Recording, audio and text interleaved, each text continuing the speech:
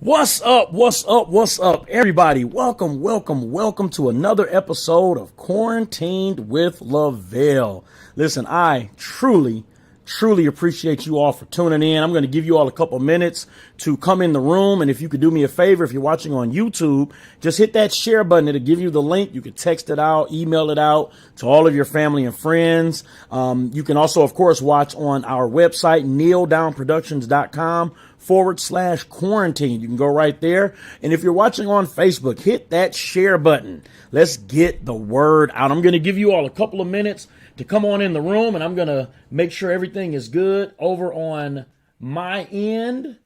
Over here, I'm looking over at the computer. I got some stuff going on over here so I can know who's commenting and who's really enjoying the show. Listen, get your questions together because we have two amazing young ladies. You all remember back in the first season, actually re-aired it yesterday.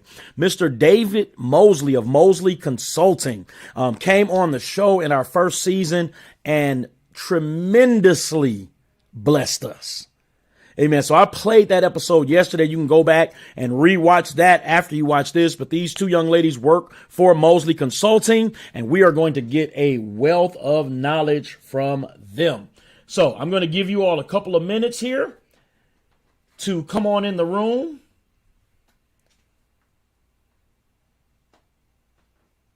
Yes. So listen, make sure you share everything out. Share it all out. Share it all out. All right. My uncle is watching. Uncle Neal from Neal Down Home Improvement says all is well and sounding good. Awesome. Thank you so much, Uncle. Listen, we truly appreciate each and every one of you. Now, listen, what I'm going to do is I'm going to give you a couple of more seconds to share this out. We want to make sure that the word is out. All right. So while you're doing that, I'm going to be right back.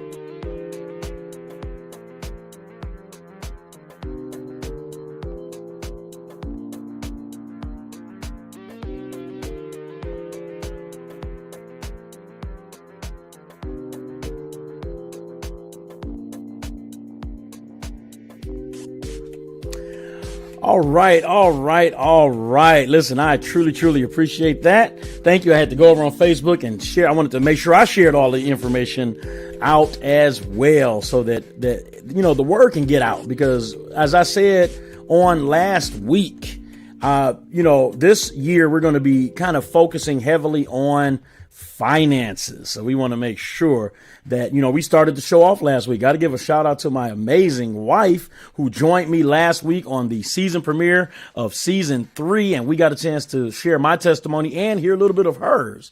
I was interviewed with a company called Green Path on Channel 7 News and on their podcast and their website.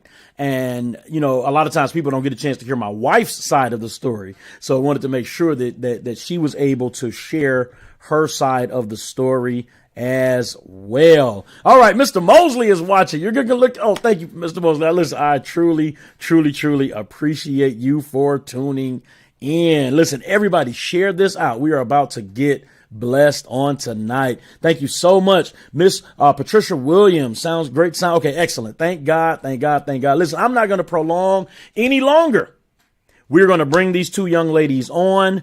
They work for Mosley Consulting, LLC in Flint, Michigan.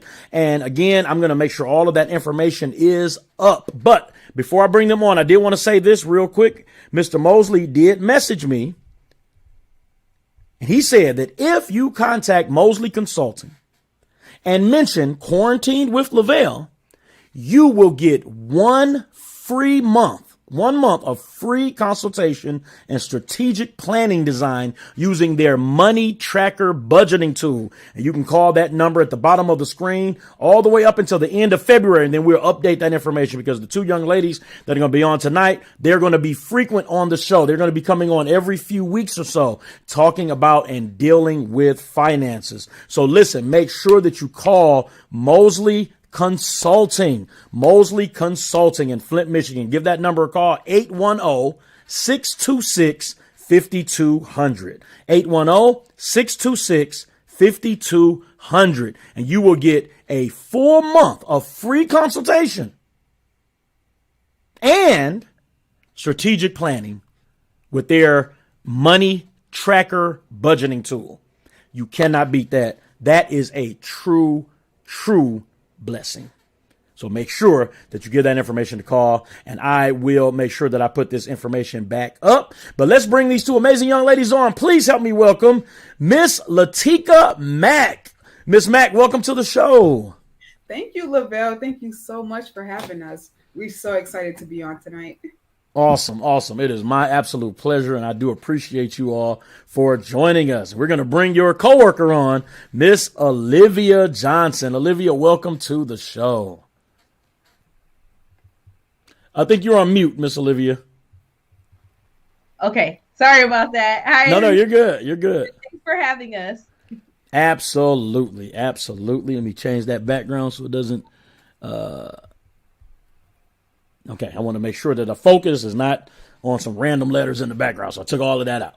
All right, cool. So ladies, listen, thank you all for joining me on the show. I remember that, Mr. Mosley highly recommends the two of you, and you all gave me a call, and I truly appreciated it, because ironically, my wife and I were talking about trying to come up with ways to deal with finances more on the show this year, because my wife and I have a true heart to help other people. I don't know if you all have heard my testimony, but me alone, before I met my wife, I was over $50,000 in credit card and student loan debt. Mm-hmm. I had one credit card, that was $30,000. Wow. Yes. So I was able to get out of that. Now our complete credit cards are completely 100% paid off. We have one more student loan left, and we have a plan where that will be paid before spring of this year, and then we will be completely out of debt. And Mr. Mosley, we're going to call Dave Ramsey, and we want to go on there, and we want to do that debt-free screen. So y'all be looking for that. But yes, we are excited about that. So tell us a little bit. Let's start with you, Lateqa. Tell us a little bit about what made you want to go into this area so heavy into finances. Yeah, thank you. So firstly, when I introduce myself to people, I always want them to close their eyes and walk this journey with me. So I grew up in Flint, and 5 brothers, 5 sisters, and a whole lot of aunties, a lot of uncles, and anyone in a 10-mile radius, they were considered our cousins. Mm-hmm. So, big family in a small town, finances weren't discussed often. But I really remember one year during Christmas time, we didn't get our gifts. We got them a couple of weeks after my friends did. And I mean, the toys, they didn't look or seem old, but I could tell they weren't new. So at this time, and that was during the 2008 financial crisis, for those who are familiar with that, and so during this time, I really started to be interested in money, how it worked and how I can have it.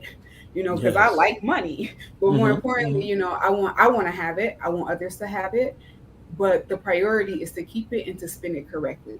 So that is how I've begun on my journey as a financial psychologist with Mosley Consulting. I love that. Because you like you said, you want to help people, right? So you're not being greedy. You're not trying to get it. Look, there's enough money out here for all of us. Yeah.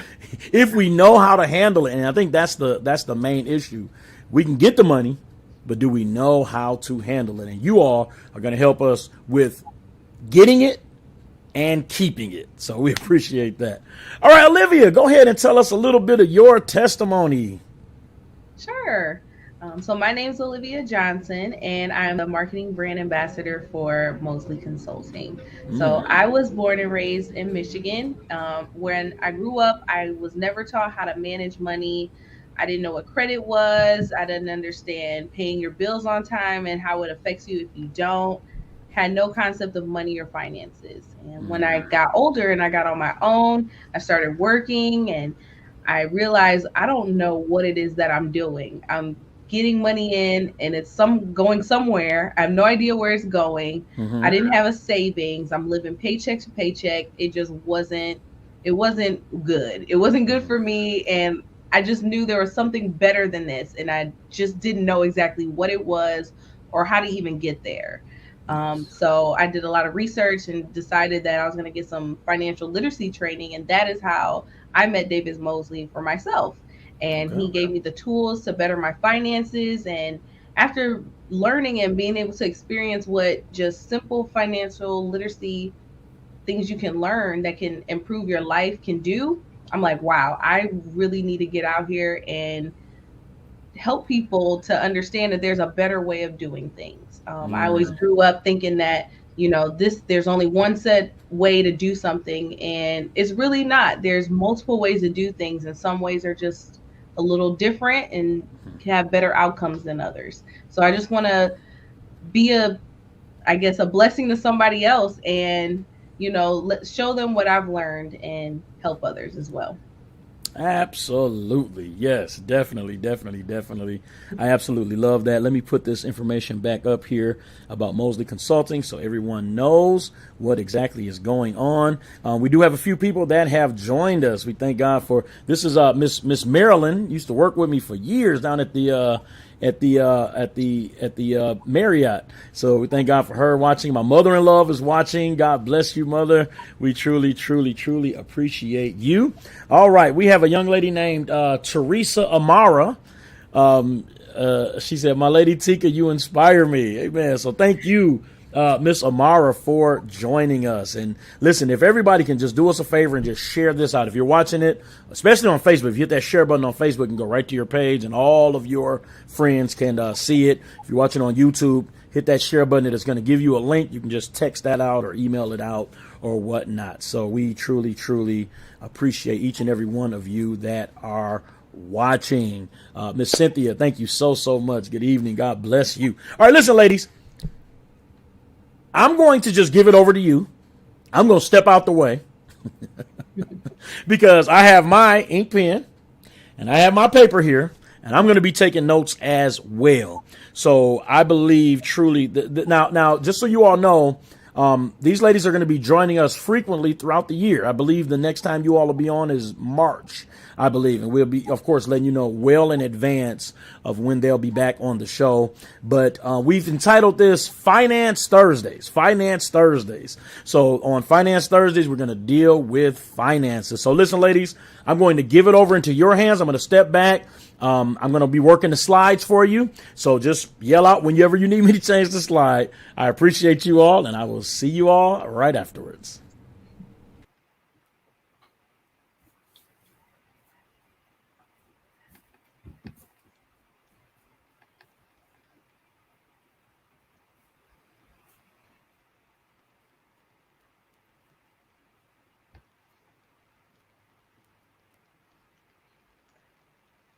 Thanks again, Lavell. And again, everybody, we are so excited to be here to talk about our first segment here, which is Wise Money Moves. And Lavell, next slide.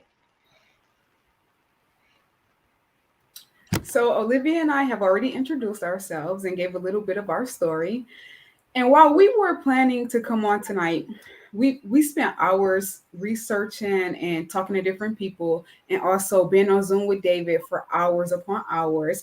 And so when having to agree on one financial topic, we kind of went back and forth a lot because we wanted to make sure that we picked something powerful and also relevant for our everyday lives and also for the audience as well.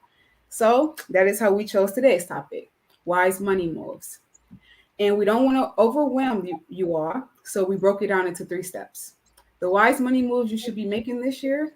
The first one is thinking smarter, which means clarifying your vision.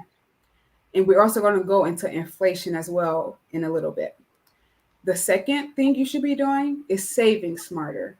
You should be putting some money aside for emergencies, and also having those policies in place that could protect you in case an emergency occurs. The third thing we're going to talk about is spending smarter, which is ways to increase your budget and also tackling your debt. Next slide, please, Lavell. So that brings us to our first step. We want you all to start thinking smarter.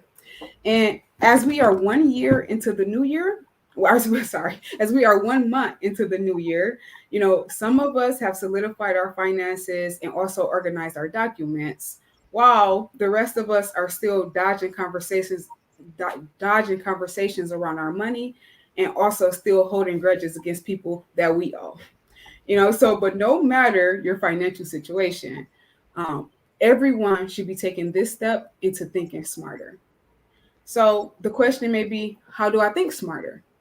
And we want to ask ourselves 3 questions. The first one is, how do I feel about my current financial situation? If an emergency was to happen tomorrow, would I be able to live my current lifestyle? Does my budget fit my expenses and also help me monetize my paycheck? How do you feel about your financial strategy right now? Do you have a plan, or do you not even have a plan yet? And so I just want the audience to take their time and think about that. How do you feel about your current financial plan? Once you have that answer in your mind, you want to ask yourself another question, which is, what are some things I should have taken care of last year, but I didn't? A lot of us maybe have thought about getting a life insurance policy, but didn't. So we want to write that down. Some of us said, hey, I'm going to start planning my money out and getting a budget, but didn't. So we need to write that down. So I want you to ask yourself again, what are some things that I should have taken care of last year, but I didn't? So now that you have that answer, you're going to ask yourself one final question to clarify your goals. And that question is, what do I want to accomplish this year, but also just in my whole lifespan? Do I want to get my dream home? Do I want to buy a new vehicle? Or do I want to find a financial coach that's fitting for me? What are some things you want to take care of this year? So now that we have those 3 things in our mind, we have a clearer vision of what our goals are, and also we have a more specified ideal of where we need to go as far as planning our money. So now that we have that vision, we're gonna talk about inflation and how that can affect that vision and also our day-to-day lives. Ladies, before you do, I just wanted to interject something here. So this is really, really good. How do you feel about your current financial strategy? And I think many of us don't have one. I think many of us don't actually have a strategy.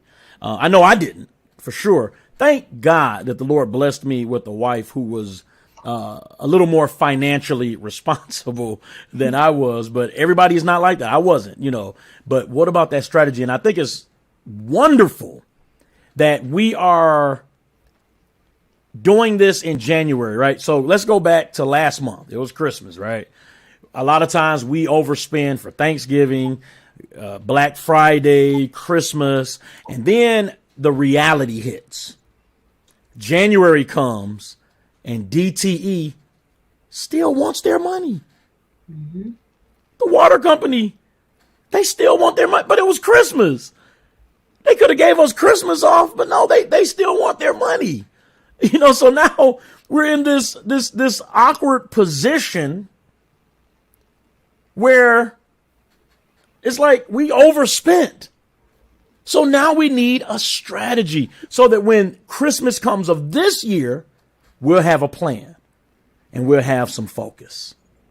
Isn't that wonderful? I just think that's just so awesome. So listen, I am enjoying this. I thank God for you. What are some of the things we should have done last year? I thought of too many things, but let's narrow it, just like they said, narrow it down. Let's go one by one. We're going to knock these out. And what do you want to accomplish in your lifetime? What are your financial goals? I am really, really, really enjoying it. Patricia Williams says many don't know where or how to begin. And that's true. And that's one of the purposes for this program that we're going to be doing with you ladies, so that we'll know how to begin and what to do from there. God bless you to my auntie Linda, who is watching as well. And Sister Triplet, amen, says, thank you for the information. Much, much needed. Amen. And Sister Triplet is going to be on the show next month with this amazing book that she has written. So, all right, ladies, let me step back out the way. I just wanted to jump in there for a second. Are we going to the next slide? Yes, where Olivia will talk about inflation. All righty. All right. Okay. So I'm here to talk about inflation, and that may be a term that some of us have heard of, may not really know what it is or what it's about. And in simple form, inflation is an economic situation where the prices of goods and services are rising. Right now, the current inflation rate for the month of January 2022 is 7%. And that may seem like a small number, but typically inflation is around 2% or a little bit below. So right now, this is the highest inflation has been since 1982. And last year, our average was 6.8% for the whole year of 2021. So some of you may be thinking like, okay, well, how does this affect me? And this is important. This is important information for us to know, because when inflation goes up, that means the prices of goods and services are going up as well. So the same cost that it costs for you to pay for your groceries, your gas, your utilities, your rent, all that goes up. Some of it goes up a little higher than others, but it does go up. And it becomes an issue because your income doesn't always follow with inflation. So you may get a 2% raise, but right now inflation is up 7%.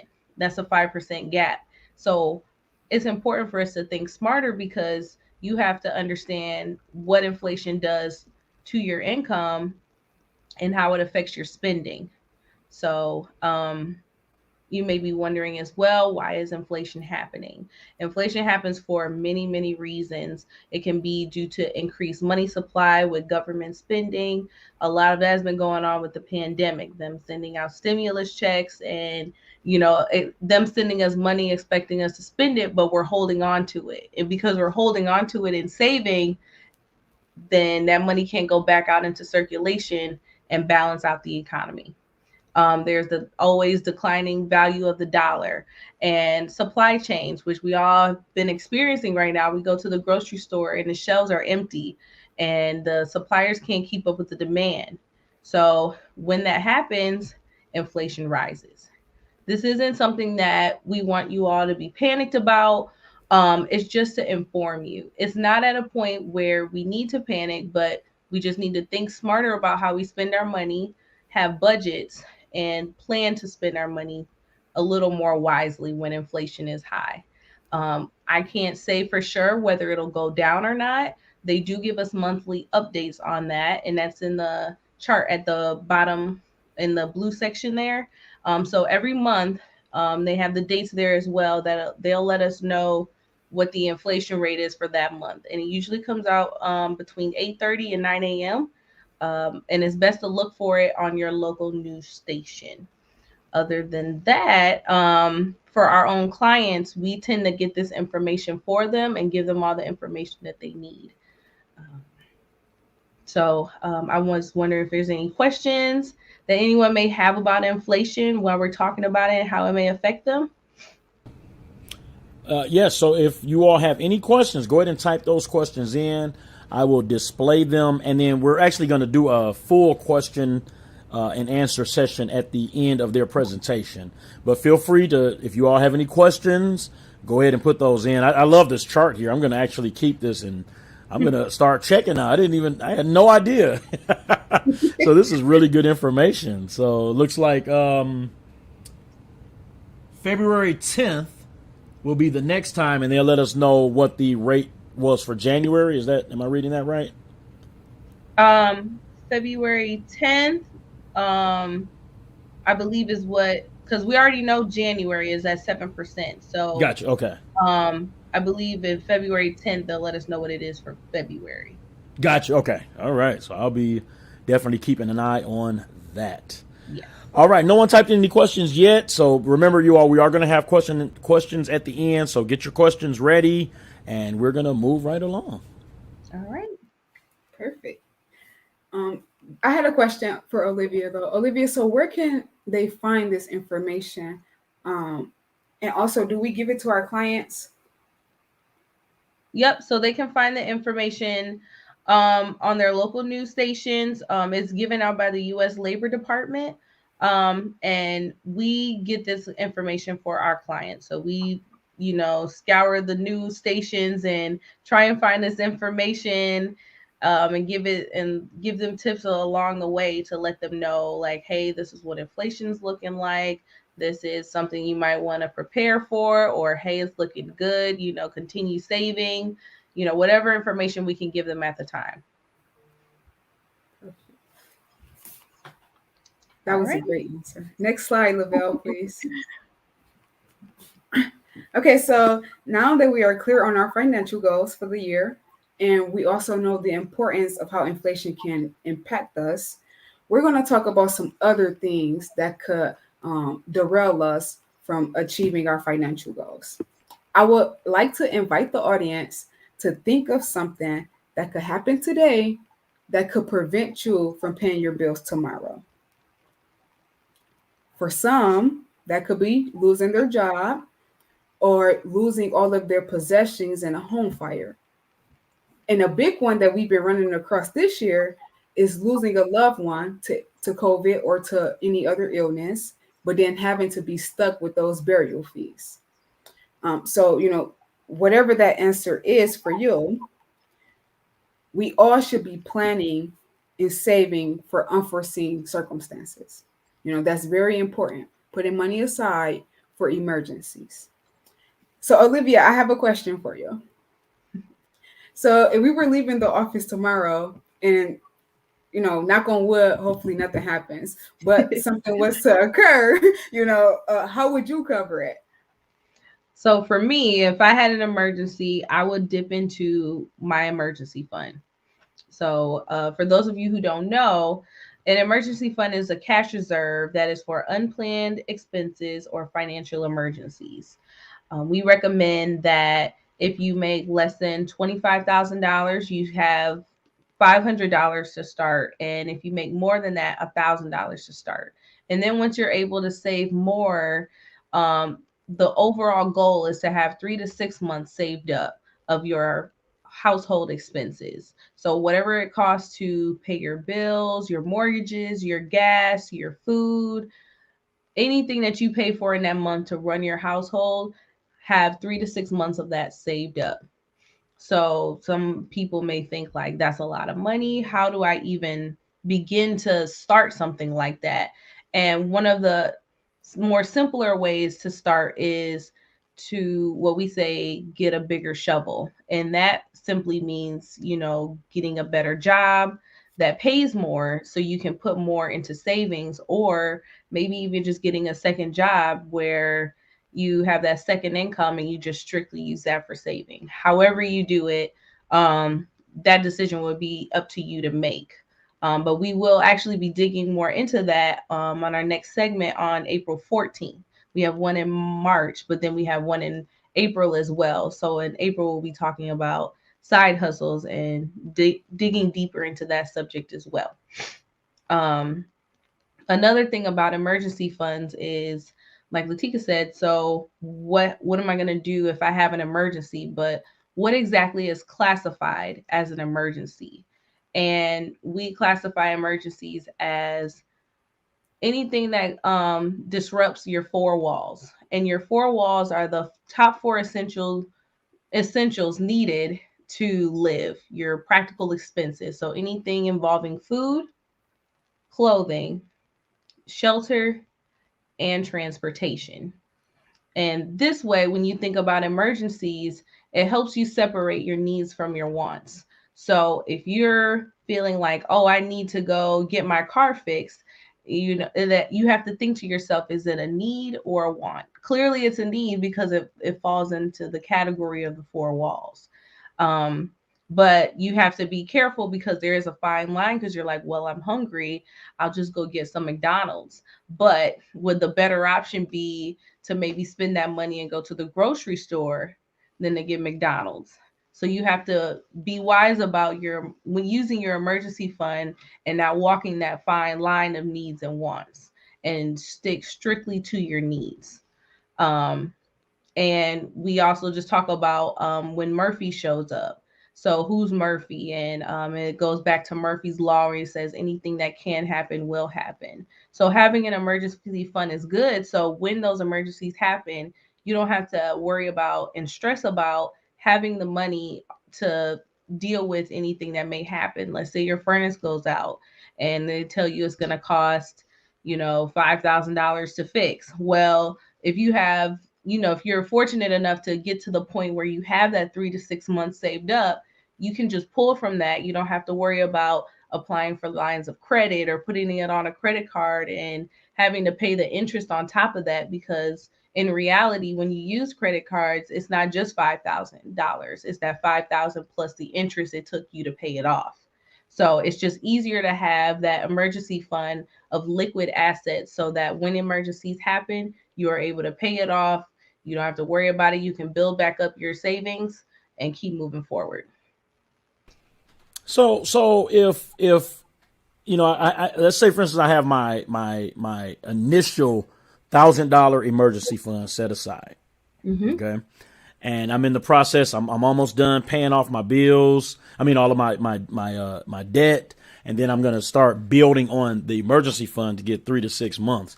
But let's just say, for instance, I have that initial $1,000, and it's like this amazing 75-inch TV is on sale. It is. They're not going to have the sale anymore. And it's only $600. Normally it's $1,200, 50% off. I have $1,000 here.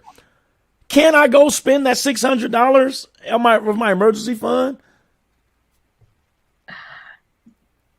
So I will say this. Can you spend the money? You can, but is it wise to spend that money? It's not. Mm-hmm. So, we think about technology, and technology changes so fast. That value of that TV, even though it may be $600, isn't going to be worth $600 in the next year or two. So now you just spent $600 of your emergency fund for a TV that's not going to have any value to you in the next year or two. Yeah, Ms. Oh, yeah. I'm sorry. No, I was going to say, Mr. Mosley always, and you all mentioned it, always talked about Murphy showing up. Our buddy Murphy. Murphy's Law. Maybe the young people don't know what Murphy's Law is, but whatever bad can happen will happen. And we know that, I remember when my wife and I went through the Dave Ramsey course, and we got our $1,000 set aside.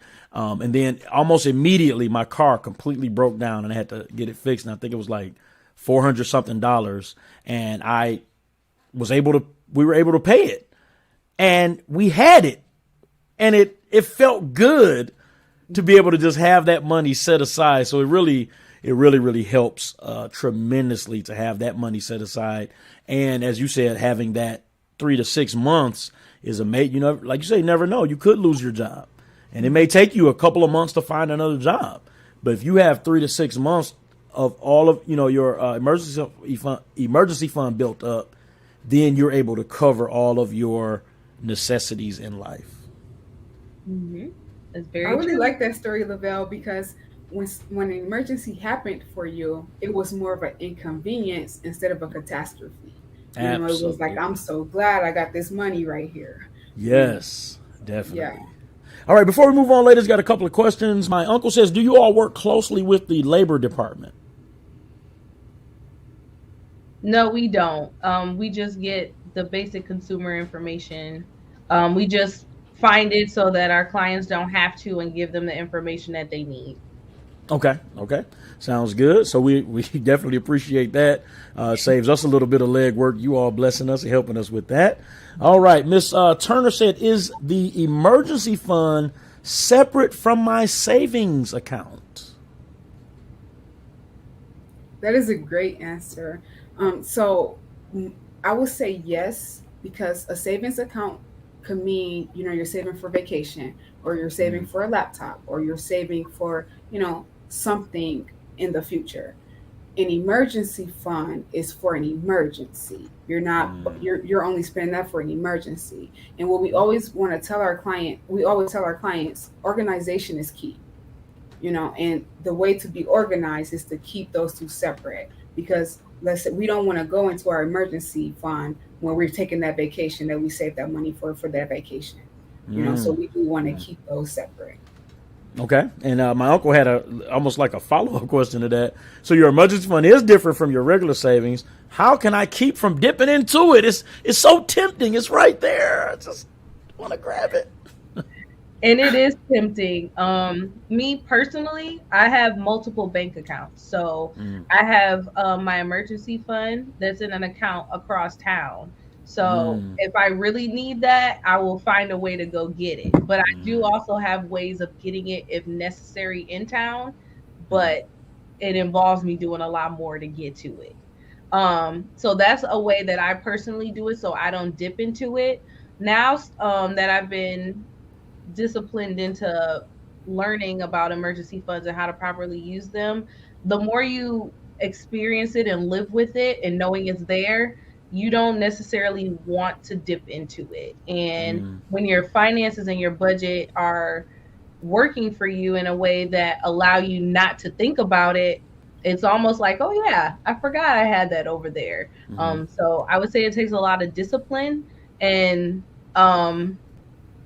just awareness that this is for emergencies. It is very hard not to dip into it, but you can definitely do it if you do your best and try not to.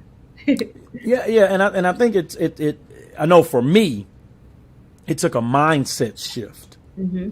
I had to change my mindset, about finances. And when I got married, now I'm responsible for a family. Now we just had a son; he's 17 months old. So now this is my focus. I want that 75-inch Ultra HD TV. I want it, right? But I have to prioritize and have to be disciplined about that. So, all right, we have one more question. That TV for you. We're gonna figure out a way to get you that TV.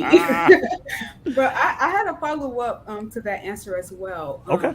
Because he asked, hey, how can I keep from dipping into it? And the way to do that is to ask yourself, like Olivia said, the way you need to ask yourself, is this a need or a want? Am I dipping into my fund because an emergency happened, or am I dipping into my fund because I just want something? And I think that just asking yourself that one question, am I using this emergency fund for something that I need, as far as shelter, transportation, making rent? Is this something that I need, or am I trying to dip into my fund because I seen that 75-inch TV? And so that's an important question. Yeah, I like Mr. Mosley. Last time he was on the show, he talked a little bit about waiting that 48 hours. When you see something you really want, don't just impulse buy. Wait 48 hours. 2 days. 2 days. Give yourself time to think about it. And I think most times over that course of those 2 days, we'll sit there and be like, you know what? I really want it, but I don't really, really need it. There was a program that I really wanted to get into, and I wanted my wife and I to get into it, and there was a cost to it, a big cost, and at the time we were still paying off the last of my credit cards, and I really wanted to be in this program. They had this amazing, and it's a Christian oriented program concerning marriage, and I really wanted to do it. I cannot describe to you all how it was in the fiber of my bones. I wanted to do this so bad, and I talked to my wife, and she was like, but do we really need to do it now? And I was livid. I was so mad at her. I don't think I talked to her for a couple hours. I was so mad, like, don't come and tell me what to.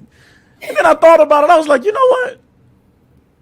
We don't really need that right now. And I went back to her and I apologized, and she rubbed it in my face. But yeah, so that's one thing we have to be very, very careful of. And I mean, the audience right now, these questions are really, really good because this next question almost flows right into it. Thank you all so much. But Ms. Williams says, okay, so what if I use my emergency fund and then next month another emergency happens? So I have my $1,000 emergency fund, all right, and something happens. It costs $900. My furnace goes out or something. $900 to get that fixed, and now next month comes and I have another $700 or $800 emergency. How do we handle being prepared for that?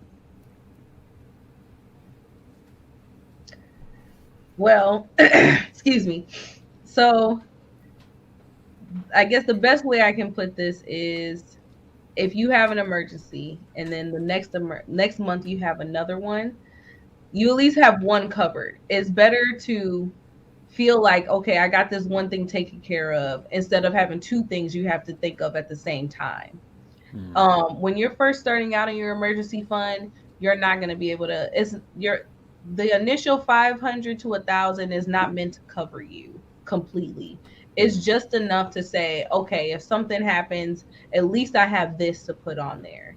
But that's why it's also important that we budget. So when we do budgeting with our clients, we do preventative maintenance. So we have people prepare like, hey, you have a car. When's the last time you got tires? It's like, I didn't think about that. So we have our clients think about things before they even happen. So it's best to get in that mindset as well, to prepare yourself for the what ifs. As far as dealing with it, you just got to deal with it the best way you can. Whether that means you do have to put it on a credit card or take out a loan, we hope it never comes to that, but we do understand that in the process of building this up, sometimes you just have to do what you have to do. Mm-hmm. And to add on to that, because that was a good question, like Olivia said, when we go to budget with our clients, we're putting all these things in categories.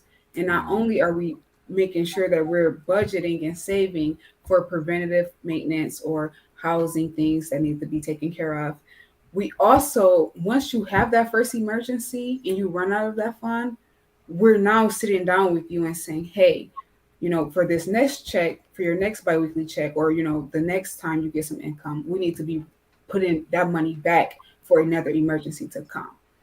So it's not a shock. It's like we're talking this through. Hey, we just spent that emergency fund. What happens if another one occurs? We need to be putting that money back. So we're planning them for another one to occur. Even if it doesn't occur, we're planning it. So it's like, if it happens, you may be a little bit disappointed, but you won't be so shocked because you just had this conversation with us. We just said to you, hey, we just had an emergency. We just spent this money. So we need to be coming up with a plan to try to hurry up and put that money back in there. Yeah, and that was what we did when we had to dip into our emergency fund.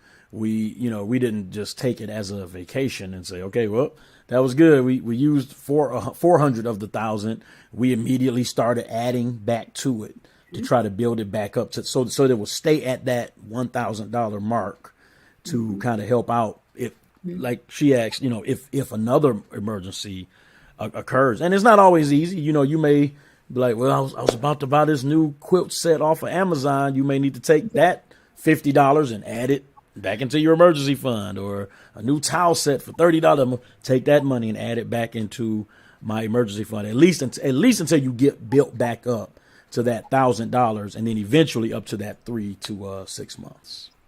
And another thing I wanted to add about the $1,000 is because everyone's different, So what we've seen with the pandemic is that $1,000 for some of our clients wasn't enough, So I don't want the audience to get in the mindset of like, okay, $1,000, I should be good, and then something occur, and it's like, well, Tika and Olivia said $1,000. It's like, we need to also think about, how much does it take for us to live per month, and put that into a savings. So it's like $1,000 is kind of the generalized rule, rule, but everyone's situation is different. So if you're not comfortable, if you feel like $1,000 is not enough for an emergency, that is also important to discuss with your financial coach or us. Excellent, excellent, excellent, excellent.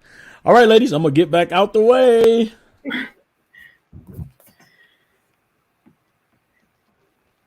Okay, so now that we have a clear vision of where we would like to do, what we would like to do and accomplish in our life with our finances, and we also have put some money aside for Murphy's Law, we want to talk about how can we spend smarter with our day-to-day living, and also use that extra income or that extra money that we have now saved. We want to use that to tackle the debt. So the first way we want to do this is by reassessing our budget. Looking at what do we spend a month and where can we cut back on. So Olivia, do you know what is the biggest expense that a home has, like a household? What's the biggest expense they have that is not their reoccurring bills? So like their rent or their utilities. What do you think? Well, I know my biggest one is keeping my shopping down. Good. Okay, so basically, yeah, the biggest expense is the grocery budget, and like Olivia said, inflation is at 7%. So meat prices are about $20 a pound right now, So we want to make sure that when we're going to Walmart or to Target to get that one item, that we're just getting that one item and not walking out with a $200 bill because we see some cute shoes or some laundry detergent that smell good. We always want to make sure that we have that. We always want to make sure that we pre-plan before we going into these grocery stores. And also another thing that I just recently found out, for the audience, because I want everyone to write this down, especially for the people that online shop. So there's a free browser extension called Honey. And what this does for you is when you go to Amazon or you go to an online website to put things into your cart, and once you hit to apply that Honey browser, it applies all the coupons out there for you for whatever is in your cart or the promo codes that you need to get discounts on everything in your cart. So that's a big way, because I know a lot of people are now grocery shopping, delivery online, just because of COVID and just the way that the world is changing now. So I think that that's a great way to cut back on that grocery budget. Another thing is that auto insurance is up 5%, so you're paying 5% more than you were previously. So a good thing about auto insurance and things like that is that you can shop around and you can even talk to your current representative and say, hey, I'm paying 5% more, but I seen this better quote, with Progressive, can you do something for me? So trying to renegotiate or shop for a better deal when it comes to your auto insurance is a good way to cut back on your expenses just day to day. And the last way to cut back on your expenses is what Lavell just recently touched on, which is using that 48-hour impulse shopping. So when we're going into Target to get one thing and we see something that's cute that we want, wait 48 hours and then go back and get that cute thing that you wanted. Now, another way to spend smarter, let's say we already looked at our budget and most of the audience is thinking, I can't cut back on anything. Everything that I'm spending on, I need to spend this amount on it. Well, then the answer to that is you need to get a bigger shovel, AKA you need to increase your income. So, and that's another way of, hey, you want to keep your same daily expenses and your same daily lifestyle, then maybe get a side hustle or get more hours of overtime. So now that we know how to spend smarter, we're going to talk about how to use those extra funds to tackle our debt. And Olivia is gonna nope, we're gonna go back to the previous slide because Olivia is gonna do this for us. Yeah, Olivia has something to say about Yeah, this. no problem. So, essentially, your debt is anything that's considered money or any object that you may owe to one person. You're in debt to that person. So, things that cause debt in life are life changes like having children or buying a home, buying a car, and even poor money management, like not making your payments on time and running up your credit cards. All those are ideas and topics are how you cause debt. So ways to tackle debt that we like to tell our clients is to attack your small balances first. So it's a lot easier when you're not making payments to a bunch of companies all at one time, but if you can focus on a certain part. So we recommend that they start focusing on the smaller ones. So pay off those 50, 100, $200 debts first. And then when you're not worried about making those minimum payments, you have more money. For example, let's say you got a couple payments that each require a $25 minimum payment, but they're only around $200. If you take the time to budget correctly and spend smarter and pay off those debts, that can be 75 more dollars that you have to put towards your other bills. So once you start paying off your debt, you have more money to put in other places by paying off other debt and saving. Um, Another way that we can tackle our debt is to incorporate an envelope system. We do this with our clients as well, where we separate their budget into categories. We say, this is your envelope system, and we have actual envelopes for them. And we say, you're going to stick $100 in here, and this is all you get to spend for your groceries. And it helps people stay on track with their budget because it's something tangible that they can see and feel. And they say, this is what I have in this envelope to spend in this category. And that's it. And so whatever other money comes in, it goes into your savings, it goes into paying off your debts. And that's a good way to tackle your debt as well, by becoming organized with your regular budget. So when you do have money come in, you're able to put it in its proper places, like in an envelope system. Yeah, Another big thing. can I say something there? I love the envelope system. I love that idea because what it does is if you go to the grocery store and you say, okay, I'm going to spend $200 on groceries, and so you have that set in your mind, right? But you use your credit card or even your debit card. But you get there now, you're shopping and you're calculating and you're going through, and you may say, oh man, I'm at $250, but I was only supposed to spend $200. Mm-hmm. If you have that envelope that only had $200 in it, you can't spend more than $200.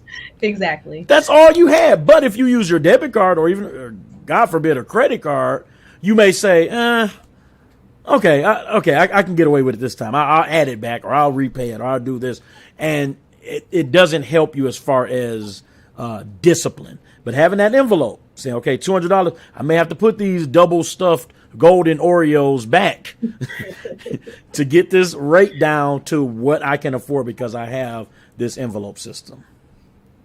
Yes, yes. I had to go through that a lot too, because I would have my envelope system with me, and I would go to the stores. I'm like, oh man, I'm a little over. Well, I'm just gonna use my debit card, and then I'll just move the funds around. And that's how I would try to get around to it. And they would be like, you overspent.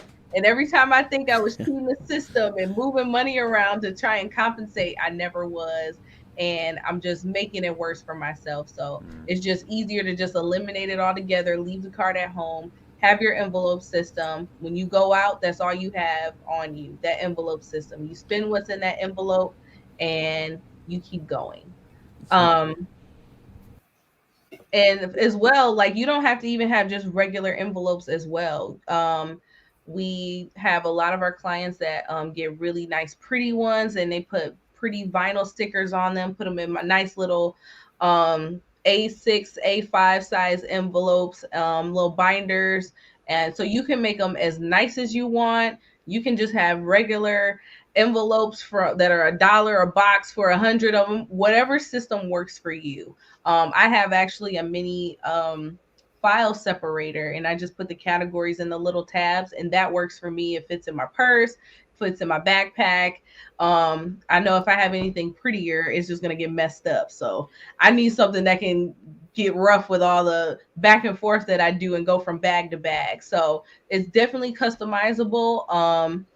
And I know a lot of people tend to feel like, oh, it may be weird and ugly, but when you're thinking about your future and spending smarter and being able to do the things you want to do, sometimes you just have to make those sacrifices and really cut down and put yourself on a budget to be able to get the things that you want later. It's really hard in the beginning, but once you discipline yourself enough, you'll be able to do it, effortlessly.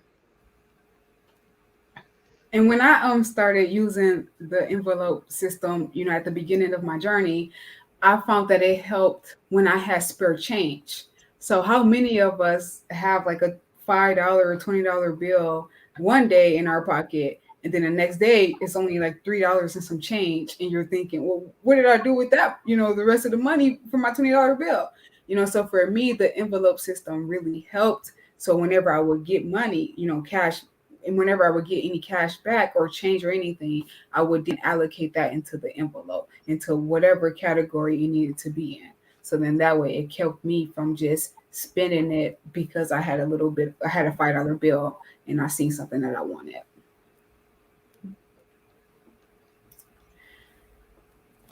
All right, Lavell, can go to the next slide.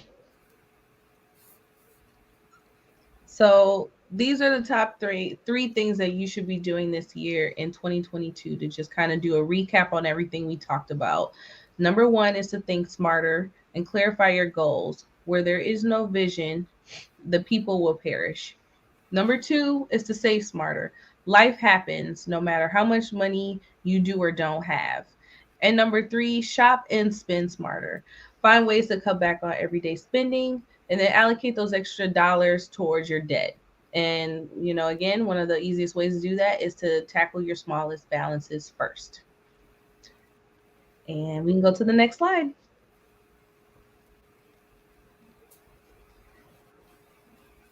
Does anyone have any questions for us at this time? This is the end of our presentation.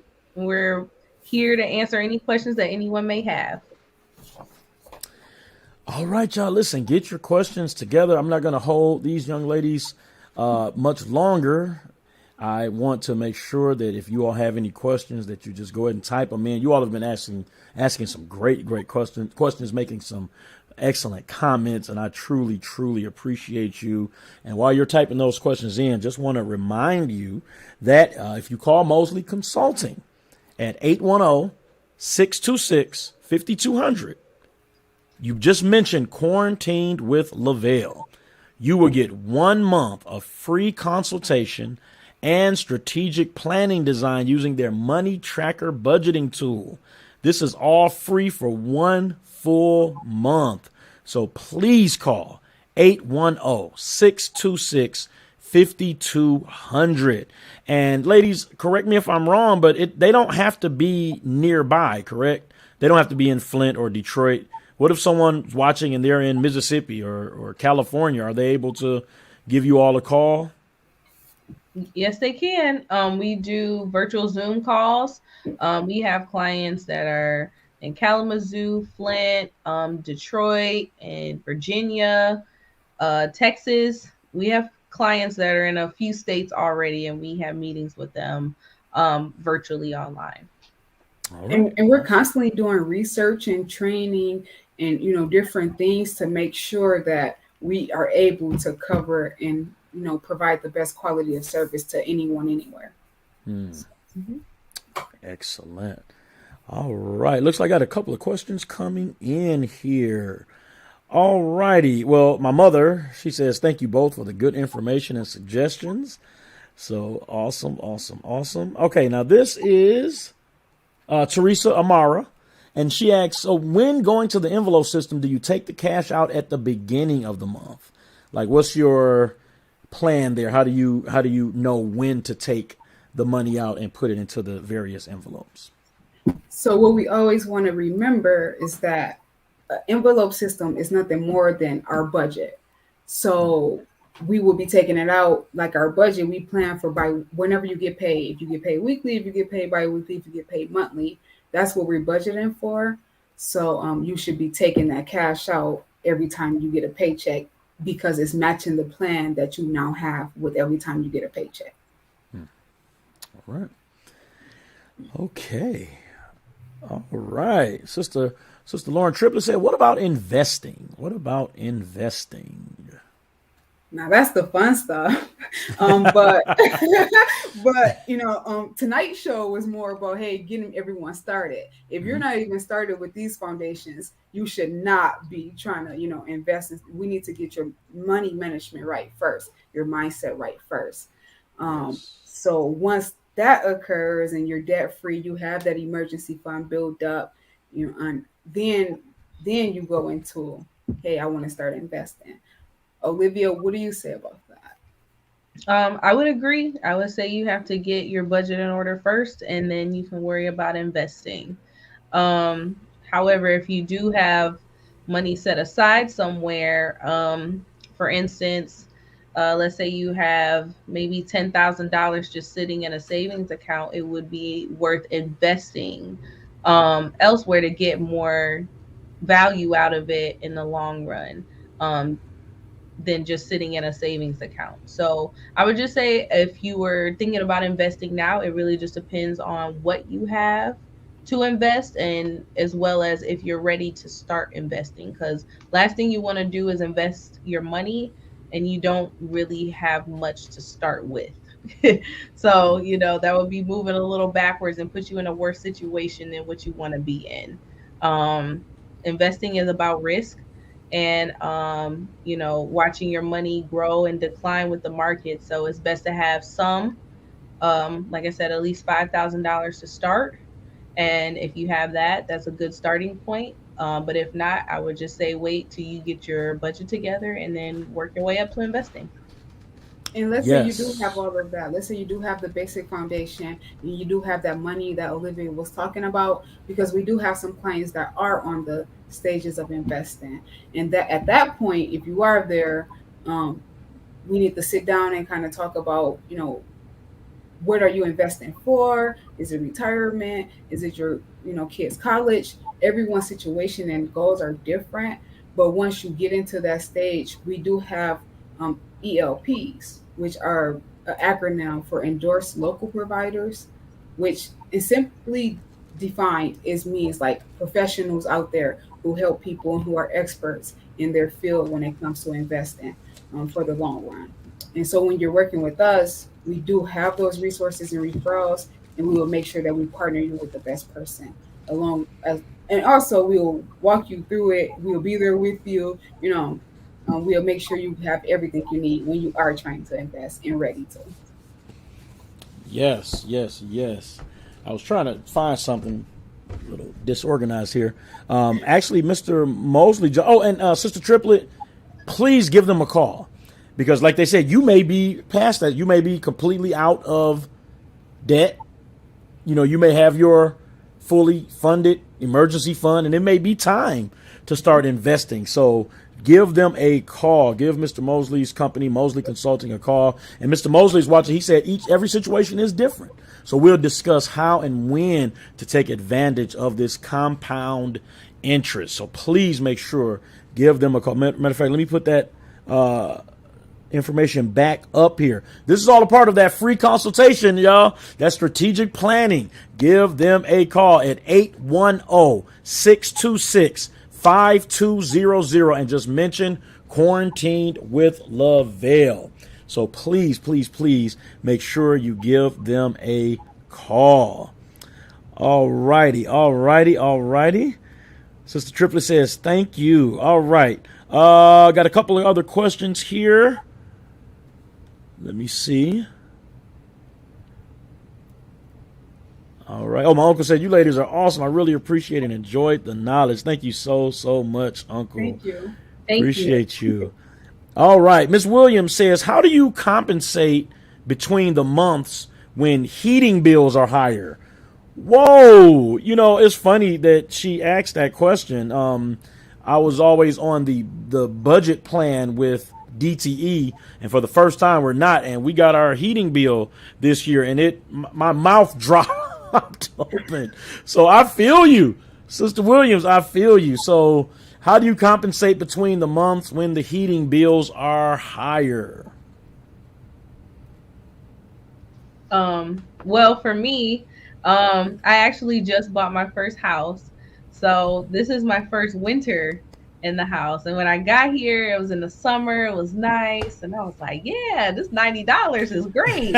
Now, this last month, though, I was like, oh, I was hurt. It has just about doubled since then with me having to run my furnace. So I had to really sit here and think like, okay, if it's going to continue going up like this, I need to have a plan, because I didn't really plan for that. Like, I knew it could go up in the winter, but I didn't really plan for it. So a suggestion was that I just had to cut back on other things. So something like food. Let's say I'll just cut back on food for a little bit and cut back on my spending. So I'll cut back on other things and maybe cut out on gas, meaning I guess I will be in this house if I'm going to be paying these bills for this heat. So you just make sacrifices and just move your money around and rebudget everything to pay for the expenses that are changing through the seasons.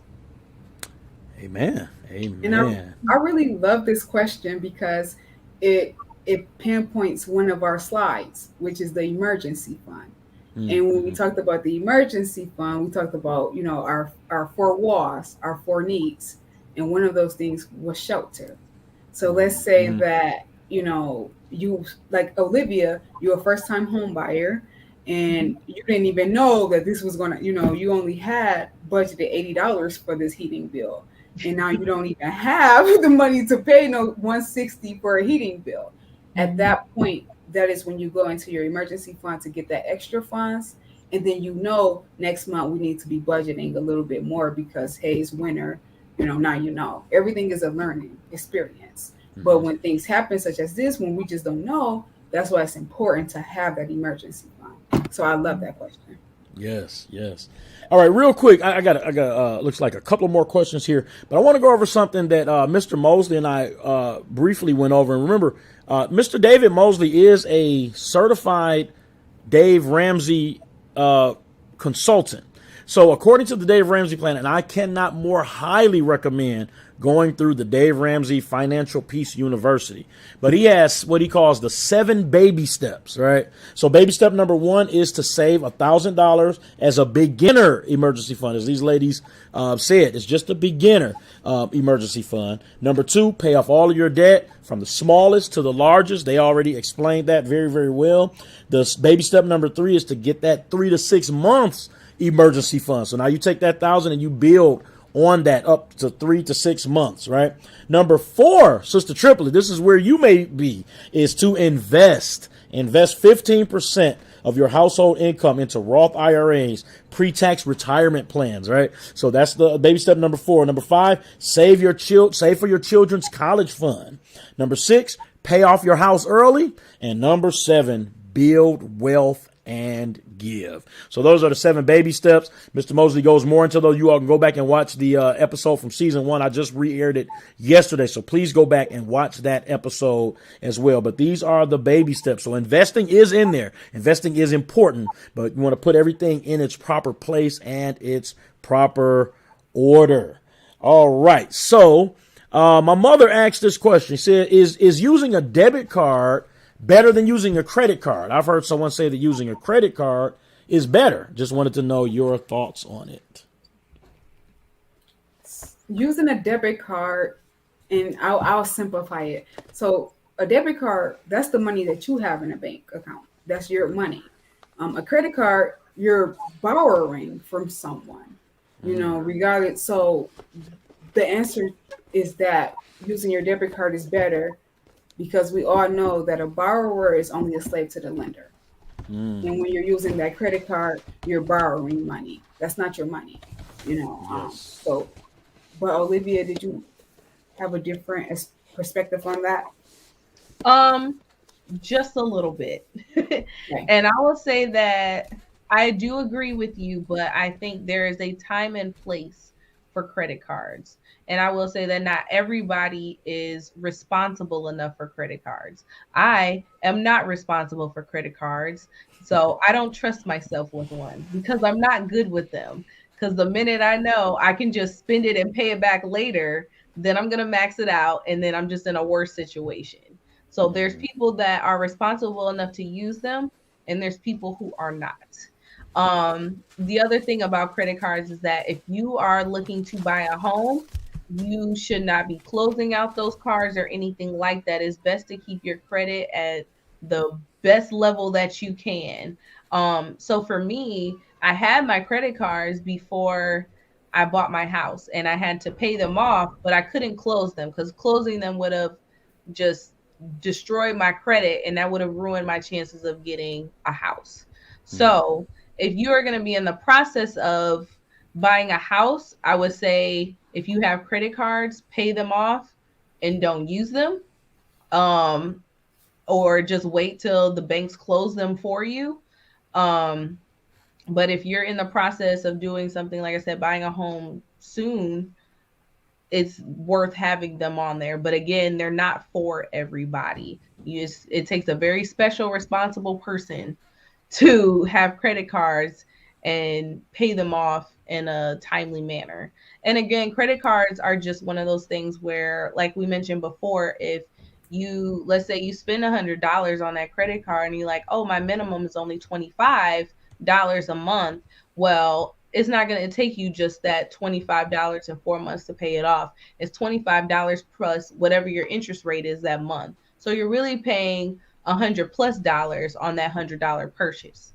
So you have to look at it that way too, that at the end of the day, it may take you're going to be paying more over a longer period of time for something. And it, again, may not even hold its value by the time you're done paying for it. Like paying for gas, for instance. Like if you don't pay that gas, that $30 of gas off and you just let it linger, you're going to end up eventually paying more and more for that gas that you already ran out and you're already getting more before you even pay it off. So it's important to think about how you, like if you were to use a credit card, how you would use it. And again, not for everybody, but if you're going to have one, you're going to pay it off and that works for you, then you can have one. But again, it's not really necessary because again, like Lateqa said, you're always going to be paying somebody. So we try to get our clients to a point where they can live off liquid assets, meaning they're your assets. You don't have to ask anybody for the money. You already have it. When you want it, you go get it. No questions asked. I appreciate that perspective. But as we talked about Murphy, Murphy sees no color, sees no adjective, so responsible or not, he's going to show. When what can go wrong will go wrong, right? So let's say you are responsible with your credit card because, you have a good job, you paying it, whatever, however, your situation fits, you are doing good with your credit card. What happens when you don't have that income and you cannot make that balance? And let's say you were trying to buy a home and all of a sudden you don't have no job no more. And now you can't even pay off those credit cards that you just went and used when you didn't need to at the grocery store because you thought it was better. And now you can't even pay that bill off. And now your credit is going down. Murphy happens. So that is why we want to teach our clients, like she said, use your liquidated cash. Let's not depend on a what if, because a credit card really is a what if. Because what if you lose your job tomorrow and you cannot pay that payment off? Yeah, I'm definitely one of those ones that's not good with a credit card. My wife is excellent, so gonna let her hold on to any cards that we do.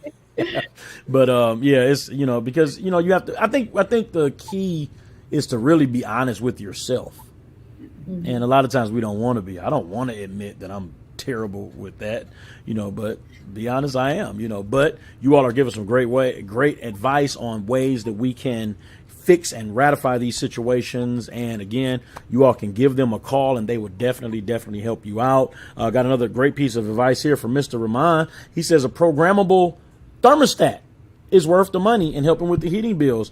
I know that to be true. And get this, we got ours free from DTE. There was a number we called. They came to our house. They put in a programmable thermostat, changed all of our light bulbs to the more cost efficient light bulbs. They changed the water spouts on the sinks and the bathtub to help out. This was all free. And all you have to do is call DTE. They're going to give you all of this stuff for free. They're going to install it for free. So please take advantage of it. There have been times we may have had the heat up kind of high. We were rushing out in the morning. Now I'm at work like, oh, man, we're not even home. And I left the heat blasting. I can go on my phone and turn it down from work. So definitely give DTE a call. They got some type of mandate from the government because people were spending too much money. And so now they have to go in and they have to help you lower your bills. So take advantage of that. Thank you, Mr. Rahman. All right. So my uncle says, how much should I try to plan to put aside when things are just so sky high? Food, gas, car repair, so on. It will have you pulling your hair out, and it will. So what's a good rule of thumb of what to put aside out of each check? So it kind of just goes back to whatever your monthly expenses are. So you would just have to, we would sit down with you if you were to give us a call and we can assess what a good number would be. But it's hard for us to just kind of judge it, but just to kind of give you an idea of what to think about. Just think about how much it would cost to run your household for a month. I would say that's a good starting point to have set aside. And another good rule of thumb, so when it comes to each paycheck, you want to do 15% of your bring home. So 50% of your bring home should go to your emergency fund, is another rule of thumb. But like she said, it depends on your situation. So everyone will be different. Yes. And that's the reason we're giving this number out to make sure that you call them. They're going to help you with all of this. They are definitely going to help you with all of this. Okay. Miss Cynthia says, I plan on retiring in 5 years. Is it too late to invest? That's a great question.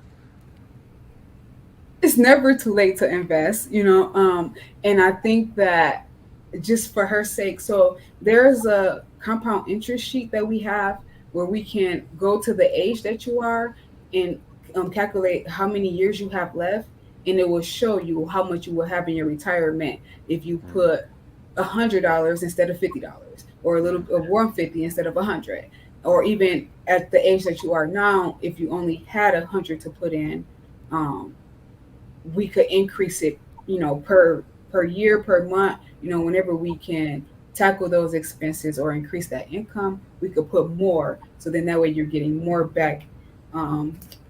You're getting more back as far as your compound interest go. All right. Never too late. I love to hear that.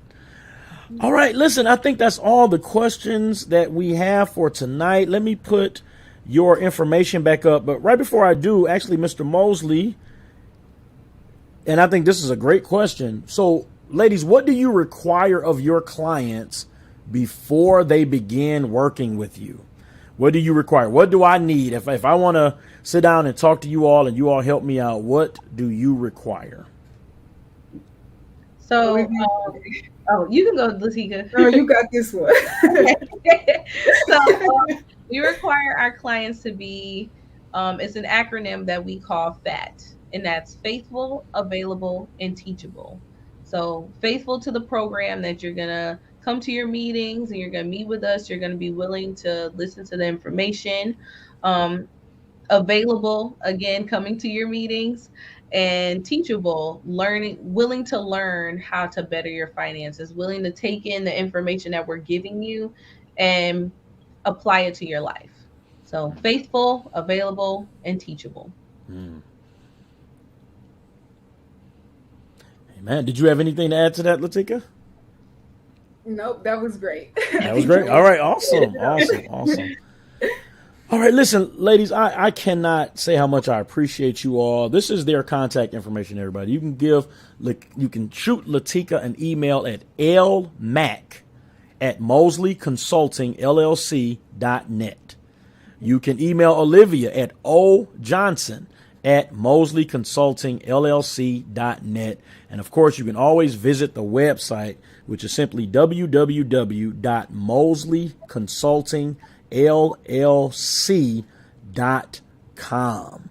So you can always do that. And please don't forget that if you call Mosley Consulting at that number, 810-626-5200, mention Quarantine with Lavell, you will get 1 month of free consultation and strategic planning design using their money tracker budgeting tool. So you do not want to miss this opportunity. Listen, you can end up spending a lot of money going through things like this. They're going to give you 1 month for free. So please take advantage of it. It's January. It's about to be February. We're already about to go into the second month of this new year. So I want to make sure that you're going in with all of the tools that you have possible. Again, email lmack@mosleyconsultingllc.net or ojohnson@mosleyconsultingllc.net and visit mosleyconsultingllc.com on the internet. All right, my mom put in that acronym: faithful, available, and teachable. Faithful, available, and teachable. All right, listen, Miss Theresa says, thank you all so much for the information. Much appreciated.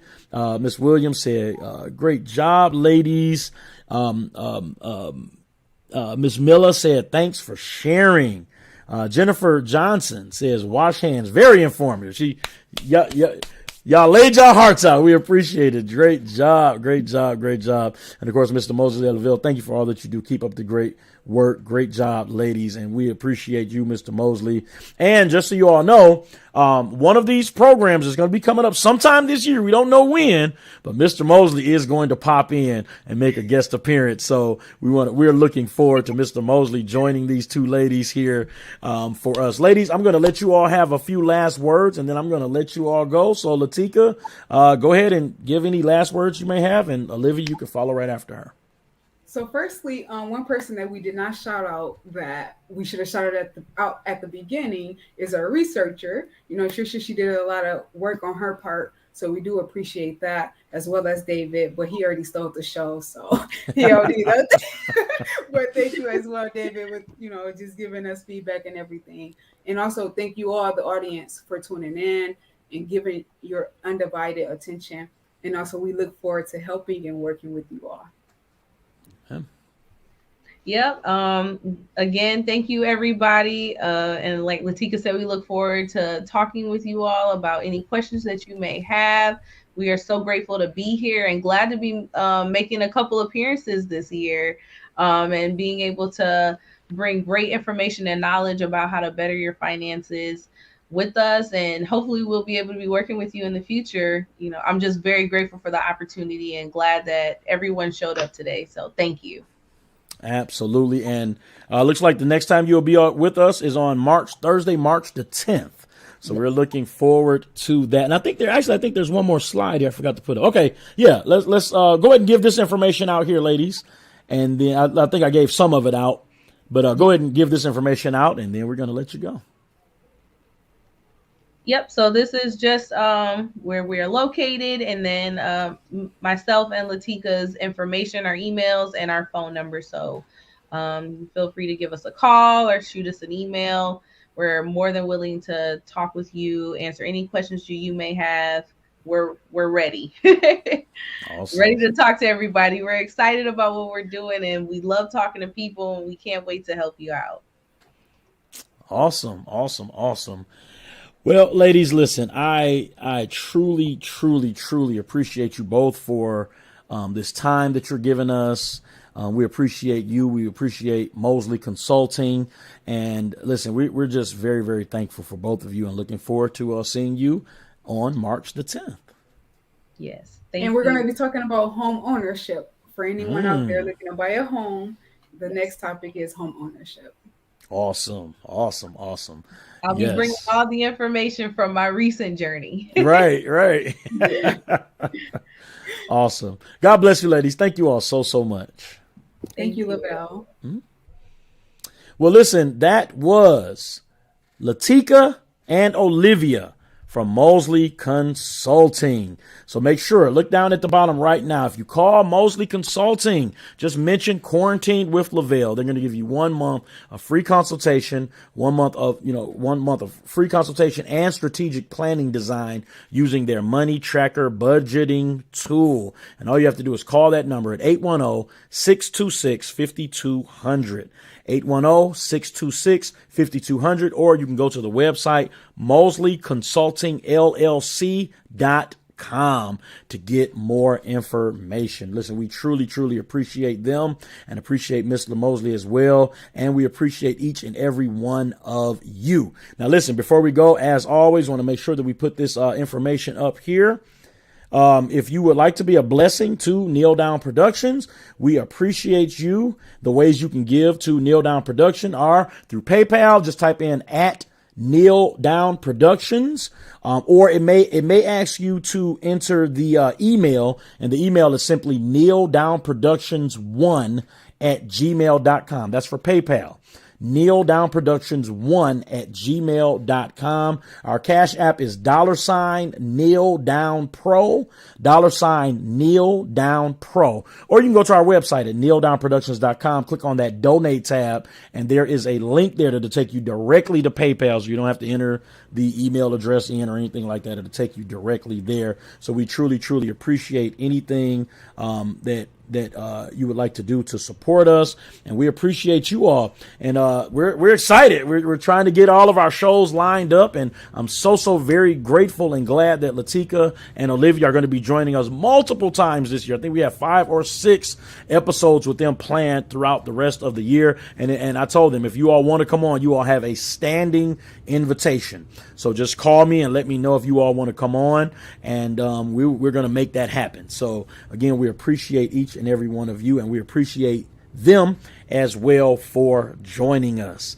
All right, everybody. Next week, we're going to be talking to playwright, director, and now film director Elder TJ Hemphill.